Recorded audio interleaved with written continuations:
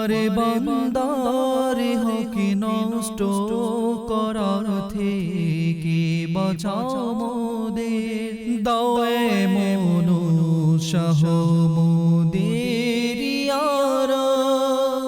আলহামদুলিল্লাহি রাব্বিল আলামিন ওয়াসসালাতু ওয়াসসালামু আলা সাইয়্যিদিল আমবিয়াই ওয়াল মুরসালিন আম্মা বা'দু ফাআউযু বিল্লাহি মিনাশ শাইতানির রাজিম বিসমিল্লাহির রহমানির রহিম আসসালাতু ওয়াসসালামু আলাইকা ইয়া রাসূলুল্লাহ ওয়া আলা আলিকা ওয়া আসহাবিকা ইয়া হাবিবাল্লাহ আসসালাতু ওয়াসসালামু আলাইকা ইয়া নবিয়াল্লাহ ওয়া আলা আলিকা ওয়া আসহাবিকা ইয়া নূরাল্লাহ। মাদানী চ্যানেলের দর্শকবৃন্দ, পবিত্র মাহে রমজানের বরকতময় দিন রাত আমাদের মাঝে চলমান।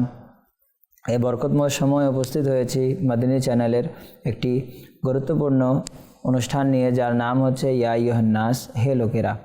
দেশে প্রবাসে যেখান থেকে আমাদের এই অনুষ্ঠান দেখছেন সবাইকে জানাই আন্তরিক শুভেচ্ছা, স্বাগতম, খুশ আমদিদ।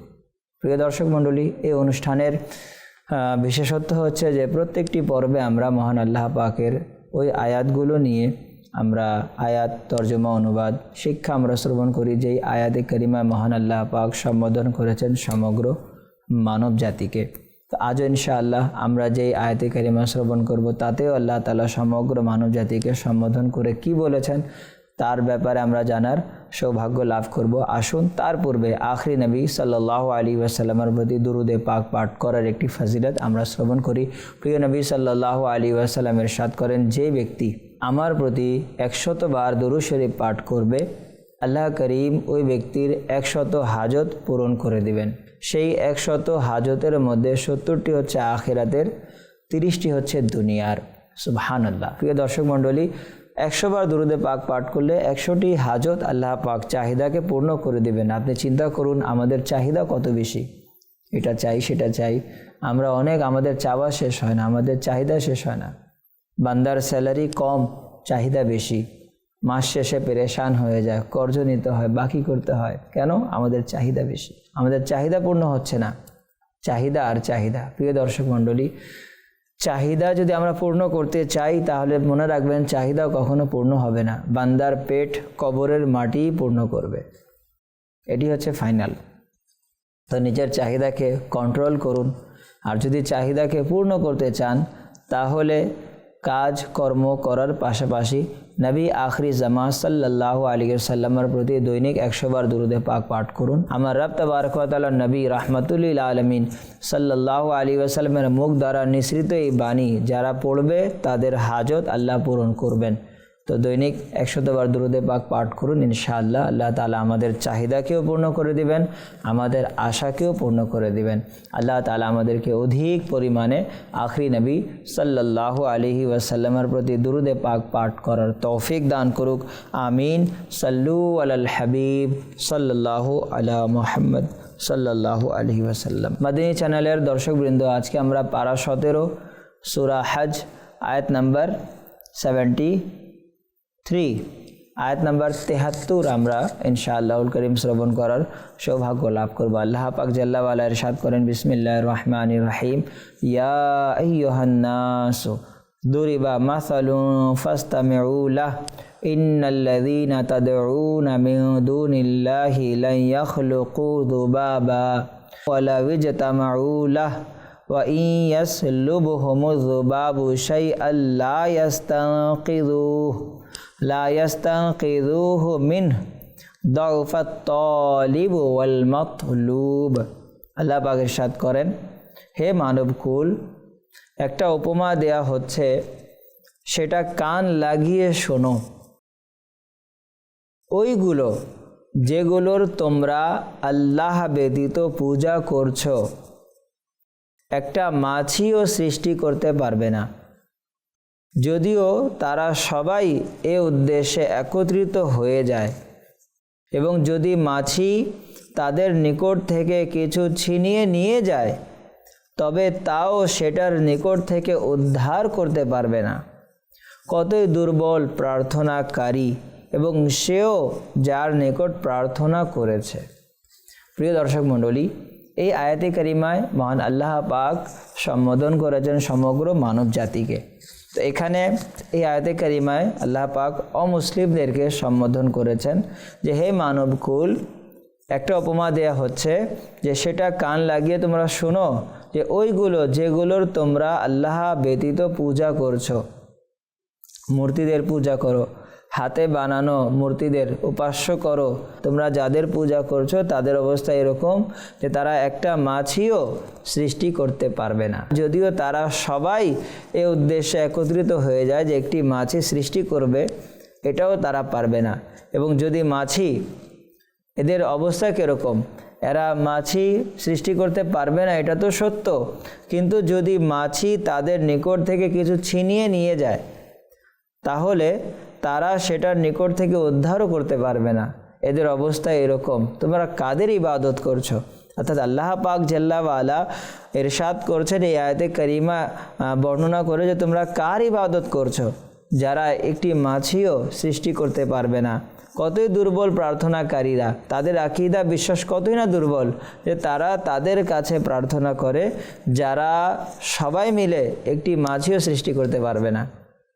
এবং তাদের অবস্থা কীরকম, যদি মাছি তাদের কাছ থেকে তাদের পক্ষ হতে কিছু নিয়েও যায় তাহলে তারা উদ্ধার করতে পারবে না। তো কতই দুর্বল প্রার্থনাকারীরা, যারা এদের পূজা করছে তারাই কতই দুর্বল।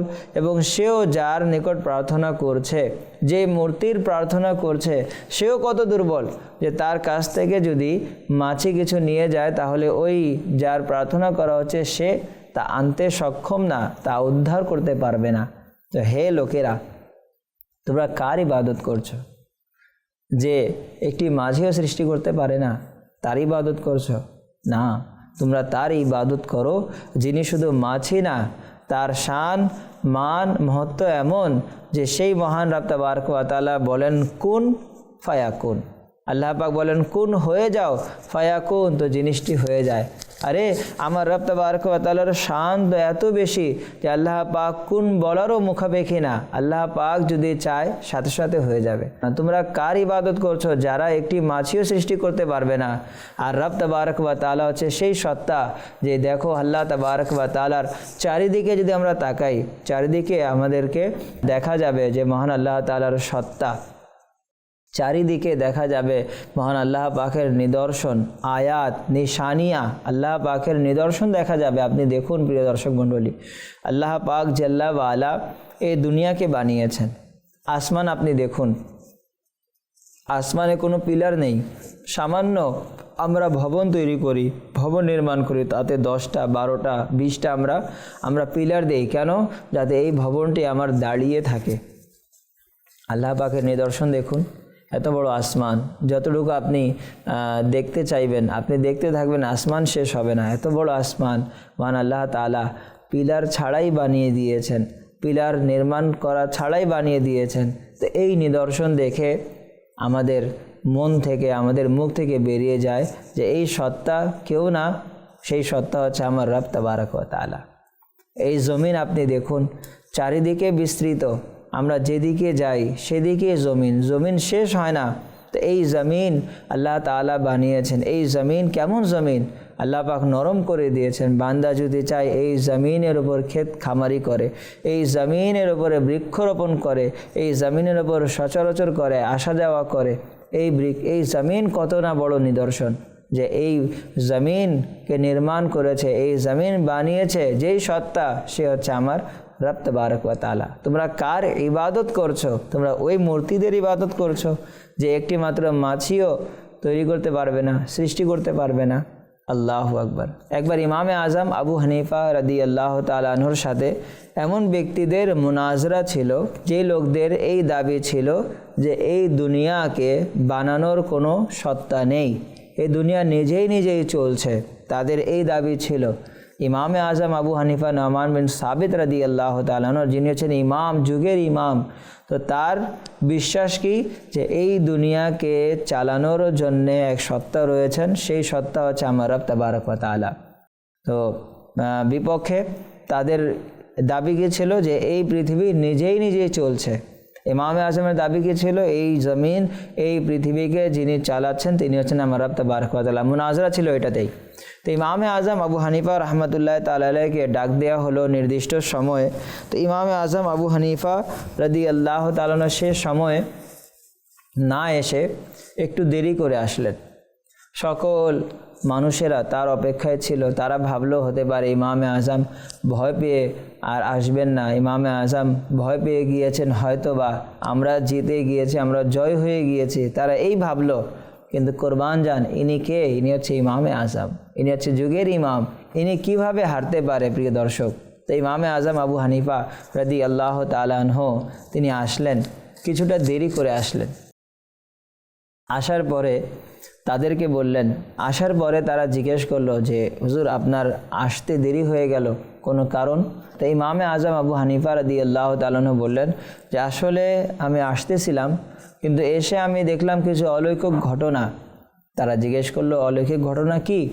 ইমামে আজম বললেন আমি আসলাম, আমি দেখতে পেলাম নদীর তীরে একটি নৌকা আপনা আপনি নিজেই নিজেই চলছে, চালানোর কোনো মাঝি নেই, নিজেই নিজেই চলছে, নিজেই নিজেই হাঁটছে, চারিদিকে বিচরণ করছে সমুদ্রে। তারা যখন এই কথাটি শুনলো, তারা ইমামে আজমকে বলে এটি হতেই পারে না, যে নৌকা নিজে নিজে চলবে, এটা অসম্ভব। নৌকাকে চালানোর জন্য মাঝি থাকা আবশ্যক, নৌকা নিজে নিজে চলতে পারবে না, এটা তাদের দাবি। তো ইমামে আজম আবু হানিফা রাদিয়াল্লাহু তাআলা আনহু বললেন যে না, আমি দেখলাম যে নৌকা নিজে নিজে চলছে, কোনো মাঝি ছিল না। তারা আবার বলছে হুজুর আপনি তর্ক করছেন, কখনো কি আপনি দেখেছেন নৌকা নিজে নিজে চলেছে? কখনোই দেখেননি। তো ইমামে আজম আবু হানিফা রাদিয়াল্লাহু তাআলা আনহু উত্তর দিলেন আমি এটাই তো বোঝাতে চাচ্ছি যে এই সামান্য ছোট একটি নৌকা চালানোর জন্য মাঝি দরকার, মাঝি ছাড়া এই নৌকা চালানো অসম্ভব তোমাদের দাবি। তাহলে বলো এত বড় পৃথিবী, এই এত বড় পৃথিবী কি চালানোর জন্যে কোনো সত্তা লাগবে না? এই পৃথিবী কি নিজেই নিজেই চলছে? সামান্য নৌকা চালানোর জন্য মাঝির প্রয়োজন। সকল এই পৃথিবীকে চালানোর যেই সত্তা, সারা পৃথিবীকে যিনি চালাচ্ছেন যেই সত্তা, সে কে? সে হচ্ছে আমার রব তাবারাক ওয়া তাআলা। লোকজনেরা তার এই হিকমতপূর্ণ, জ্ঞানপূর্ণ, যুক্তিপূর্ণ যখন তার বাণী শুনল, তারা সবাই ঈমান এনে নিল, তারা সবাই কবুল করে নিল, তারা সবাই বিশ্বাস করলো যে না, এই দুনিয়াকে চালানোর জন্যে এক সত্তা বিদ্যমান, যার মাধ্যমে জমিন আসমানের সৃষ্টি, আর সেই সত্তা হচ্ছেন আমার রব তাবারাক ওয়া তাআলা। সুবহানাল্লাহ। তো সেই মহান রব তাবারাক ওয়া তাআলা মানব কুলকে সম্বোধন করে বলছেন যে তোমরা কার ইবাদত করছো? যারা না কোনো মাছি সৃষ্টি করার ক্ষমতা রাখে, না তাদের অবস্থা এমন যে তারা যদি সবাই মিলে একটি মাছি সৃষ্টি করার চেষ্টা করে, তখনও তারা সেই মাছিটি সৃষ্টি করতে পারবে না। তোমরা কার ইবাদত করছো? এমনকি তাদের অবস্থা এরকম যে তাদের কাছ থেকে যদি কোনো মাছি কিছু নিয়ে চলেও যায়, উড়েও যায়, তখন এই মূর্তিগুলো যাদের পূজা তোমরা করছো, তারা তাদের কাছ থেকে উদ্ধারও করতে পারবে না, সেই জিনিসটি আনতেও পারবে না। তোমরা কার ইবাদত করছো? তোমরা তার ইবাদত করো যে জমিন আসমান সকল জাহানের পালনকর্তা আল্লাহ রাব্বুল আলামিন, আহকামুল হাকিমিন। তো আল্লাহ তাবারক ওয়া তাআলার নিদর্শন দেখুন, সাফা মারওয়া আল্লাহ পাকের নিদর্শন, খানায়ে কাবা আল্লাহ পাকের নিদর্শন, জমিন আসমান আল্লাহ পাকের নিদর্শন, আমি আপনি আল্লাহ পাকের নিদর্শন। যখন আমরা দেখব, চিন্তা করব, আমরা মনোযোগী হব, তখন দেখে আল্লাহ পাকের নিদর্শন দেখে আমাদের মুখ থেকে বেরিয়ে আসবে যে না, এ সকল জিনিসের সৃষ্টিকর্তা হচ্ছে আর কেউ না, এই সকল জিনিসের সৃষ্টিকর্তা পালনকর্তা হচ্ছে আমার রব তাবারক ওয়া তাআলা। আল্লাহ তাবারক ওয়া তাআলা আমাদেরকে আমার রব তাবারক ওয়া তাআলাকে বুঝার, আল্লাহ পাকের নিদর্শন দেখে আল্লাহ পাকের শুকর আদায়কারী বান্দা হওয়ার তৌফিক দান করুক, আমিন। মাদিনী চ্যানেলের দর্শকবৃন্দ, সময় হয়েছে আমাদের অনুষ্ঠানে একটি সেগমেন্ট অন্তর্ভুক্ত করার, যার নাম হচ্ছে কাসাসুল কোরআন। সাল্লু আলাল হাবিব সাল্লাল্লাহু তাআলা আলা মুহাম্মদ সাল্লাল্লাহু আলাইহি ওয়াসাল্লাম। প্রিয় দর্শক, উপস্থিত হয়েছে আমাদের অনুষ্ঠানের সেগমেন্ট কাসাসুল কোরআনে আজকে আমরা ইনশাআল্লাহ কোরআনে মাজিদ ফুরকানে হামিদের 4 মাস বয়সী শিশুর সাক্ষ্য প্রদানের ঘটনা আমরা শ্রবণ করব। ঘটনাকার ঘটনা হচ্ছে আল্লাহ পাকের নবী ইউসুফ আলাইহিসসালামের। যে ইউসুফ আলাইহিসসালামকে বেবিচারীর গুনাহের দোষারোপ করা হয়েছিল। আল্লাহ পাক জাল্লা ওয়ালা 4 মাস বয়সী শিশুর সাক্ষ্য প্রদানের বরকতে আপন নবীকে এই দোষ হতে রক্ষা করেছেন।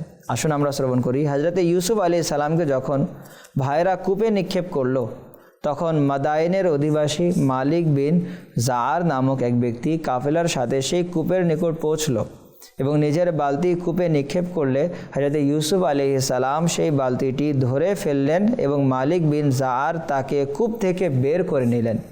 তখন তার ভাইরা তাকে বলল, সে হলো আমাদের পলাতক গোলাম, যদি তুমি তাকে কিনে নাও তবে একেবারে আমরা কম মূল্যে তোমার কাছে বিক্রি করে দেব। সুতরাং তার ভাইরা মাত্র 20 দিরহামে হযরতে ইউসুফ আলাইহিস সালামকে বিক্রি করে দিল, কিন্তু শর্ত দিল যে তুমি একে এখান থেকে এত দূরে নিয়ে যাবে যেন এর সংবাদও আমরা না শুনি। মালিক বিন জার তাকে ক্রয় করে মিশরের বাজারের দিকে চলল এবং বাজারে তাকে বিক্রি করার কথা বলল। তখন মিশরের বাদশা ছিল রিয়ান বিন ওয়ালিদ আমলিকি এবং সে তার প্রধানমন্ত্রী কাতফির মিশরীকে মিশরের শাসনভার ও ধনভাণ্ডার সঁপে দিয়েছিল। আর মিশরি লোকেরা তাকে আজিজে মিশর উপাধিতে ডাকত। যখন আজিজে মিশর জানতে পারল যে মিশরের বাজারে একজন খুবই সুন্দর গোলাম বিক্রি করার জন্য আনা হয়েছে, লোকে তাকে কেনার জন্য অনেক টাকা পয়সা দিয়ে বাজারে সমবেত হয়ে গেল, তখন আজিজে মিশর ইউসুফ আলাইহিস সালামের সমপরিমাণ স্বর্ণ, সমপরিমাণ রূপা, সমপরিমাণ মেশক, সমপরিমাণ রেশম মূল্য দিয়ে কিনে নিল। আর ঘরে গিয়ে তার স্ত্রী জুলেখাকে বলল, এই গোলামকে খুবই সম্মানের সহিত রেখো। সুবহানাল্লাহ, আল্লাহ পাকের নবীকে কতই মূল্য দিয়ে কেনা হলো। তখন তার বয়স মাত্র 13 বছর ছিল। জুলেখা ইউসুফ আলাইহিসসালাম এর সৌন্দর্য, আল্লাহ পাকের নবী, সকল নবী সুন্দর, জুলেখা হযরত ইউসুফ আলাইহিসসালামের সৌন্দর্যে মোহিত হয়ে গেল। একদিন খুব সেজে গুজে সকল দরজা বন্ধ করে দিল, ইউসুফকে একাকিত্বে ডাকতে লাগলো। তিনি মাআযাল্লাহ বলে বললেন, আমি আমার মুনিব আজিজে মিশরের অনুগ্রহকে ভুলে কখনোই তার সাথে বিশ্বাসঘাতকতা করতে পারবো না। অতঃপর যখন স্বয়ং জুলেখা তার দিকে অগ্রসর হতে লাগলো, তখন তিনি পালিয়ে গেলেন। জুলেখা দৌড়ে পেছন থেকে তার জামা ধরে ফেললেন, ফলে তা ছিঁড়ে গেল। আর তার পেছনে পেছনে জুলেখা দৌড়াতে দৌড়াতে মূল ফটকে চলে গেল। ঘটনাক্রমে ঠিক সেই সময়ে সেই অবস্থায় আজিজে মিশর বাড়িতে প্রবেশ করলো এবং উভয়কে দৌড়াতে দেখলো। তখন জুলেখা আজিজে মিশরকে বলল, এই গোলামের শাস্তি হলো যে তাকে জেলখানায় বন্দি করে দেওয়া হোক বা অন্য কোনো কঠিন শাস্তি দেওয়া হোক, কেননা সে তোমার স্ত্রীর সাথে অপকর্ম করার ইচ্ছা করেছিল। এখন জুলেখা দেখছে, যদি আমি বলি তাহলে আমার স্বামীর সম্মান নিচু হয়ে যাবে। সে কী করলো, ইউসুফ আলাইহিস সালামের কাছে দোষারোপ করে দিল যে তোমার স্ত্রীর সাথে এই ব্যক্তি কুকর্ম করার জন্য এসেছিল। মাআযাল্লাহ, কোরবান যান আল্লাহ পাক আপন নবীকে কিভাবে হেফাজত করেছেন গুনাহ থেকে।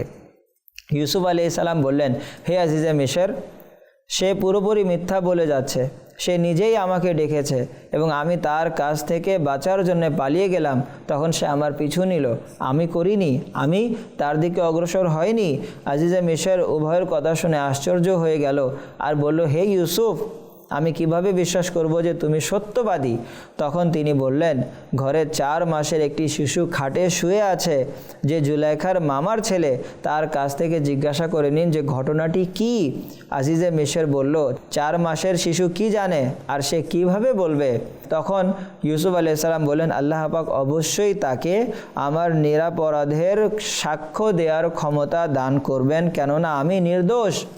সুতরাং আজিজে মিশর যখন সেই শিশুকে জিজ্ঞাসা করলো, তখন সেই শিশুটি উচ্চ স্বরে স্পষ্ট ভাষায় এভাবে বলল যে, ইন কানা কামিসুহু কুদ্দা মিন কুবুলিন ফাসাদাকাত ওয়া হুয়া মিনাল কাযিবিন ওয়া ইন কানা কামিসুহু কুদ্দা মিন দুবুরিন ফাকাযাবাত ওয়া হুয়া মিনাস সাদিকিন। অনুবাদ, সাক্ষ্য দিল যদি তার জামার সম্মুখ দিক ছিন্ন করা হয়ে থাকে তবে স্ত্রী লোকটি সত্য কথা বলেছে আর ইনি মিথ্যা বলেছেন, এবং যদি তার জামার পেছন দিক থেকে ছিন্ন করা হয় তবে স্ত্রী লোকটা মিথ্যাবাদী আর ইনি সত্যবাদী। শিশুটির মুখ থেকে আজিজে মিশর এই সাক্ষ্য শুনে যখন তাকালো তখন দেখলো তার জামার পেছনের দিক থেকে ছেঁড়া ছিল। তখন আজিজে মিশর হযরত ইউসুফ আলাইহিস সালামকে নির্দোষ হওয়ার ঘোষণা করে দিলেন। সুবহানাল্লাহ। প্রিয় দর্শক মণ্ডলী, এ হচ্ছে আল্লাহ পাকের নবীদের শান মান মহত্ব, যে আল্লাহ পাক জাল্লাওয়ালা আপন নবীদেরকে কিভাবে গুনাহ থেকে নিষ্পাপ করে নেন।